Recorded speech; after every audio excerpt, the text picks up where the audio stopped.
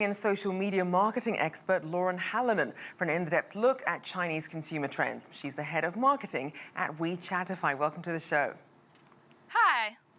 So let's start by looking at some of the key consumer trends that have really changed in China over the past decade.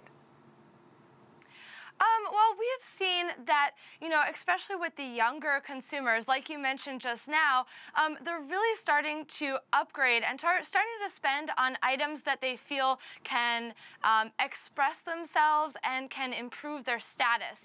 Their parents and grandparents grew up in this era where they were thinking about necessities, right? If you're familiar with Maslow's hierarchy of needs, they were thinking about what they had to buy, whereas these younger consumers are growing up in an age of prosperity. So they're thinking about things like, how can they purchase a product that will express who they are? Can they purchase a product or do something that will make them look better in front of their peers? So then with that changing of the mindset, does the bulk of the spending power lie with the larger but less affluent group of value customers, or is it about the smaller but wealthier Chinese? I think it's a mix of both, actually. I think that the three consumer groups that I'm really looking at for the future are, one, the young consumers. Young consumers are really driving the bulk of the growth of spending. And when I'm talking about young consumers, typically born after 1990 or born after 2000. And then the other group that I think is really the future of consumption in China is those consumers in third-tier cities and lower, all the way down to the rural sixth-tier cities and the rural areas. Consumers in first and second-tier cities are going to continue to be very important, especially with luxury spending.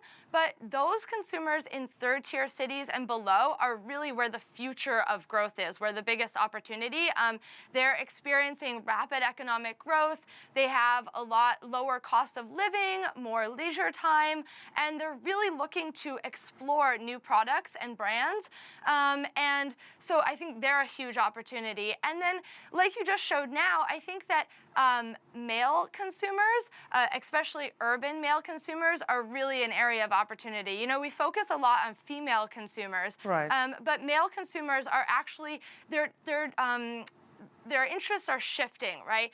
The way that they think about style and appearance is a lot different than in the past, and they're spending a lot more on skincare, even on male cosmetics, fashion, health and fitness. They're really a group to look for. Now, Lauren, I want to take a look at the brands themselves. How have perceptions changed about foreign versus local brands? Yeah, we've seen a really big shift, especially in just the past 2 years or so. This younger generation, especially those born after the 2000s, they really don't think of them that differently. They don't have that perception that domestic brands are of lesser quality or inferior to foreign brands.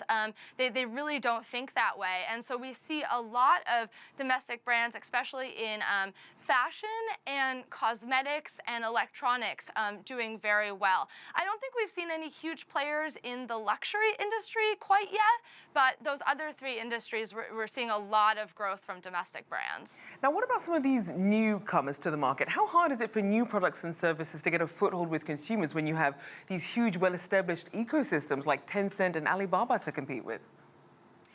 Well, I think that, there's a couple of different ways. Collaborations, limited edition collaborations are a great job to, newer brands to partner with a more established brand that's already doing well in the market. And then we see a lot of domestic brands that are doing an excellent job of using Chinese local social media platforms. They're much faster to adapt to new social media trends than a lot of the bigger global companies. And so, you see them hop on these new platforms that are extremely popular among young Chinese consumers and really utilize them to their fullest. And so they've been able to kind of gain a foothold that way. And Lauren, just quickly, we have about 30 seconds left. If you had to name some of the emerging trends that retailers are using to stand out from the crowd, what should we keep an eye out for? We see a lot of platforms being used, such as Little Red Book, Douyin, and of course the big player WeChat. Again, collaborations and limited editions are doing extremely well. I think young consumers are also very interested in gaming culture and anime, so if you can tie into that. But I really just suggest that foreign brands seek to understand the interests of young Chinese consumers and really understand what those consumers are looking for and understand what trends are important to them.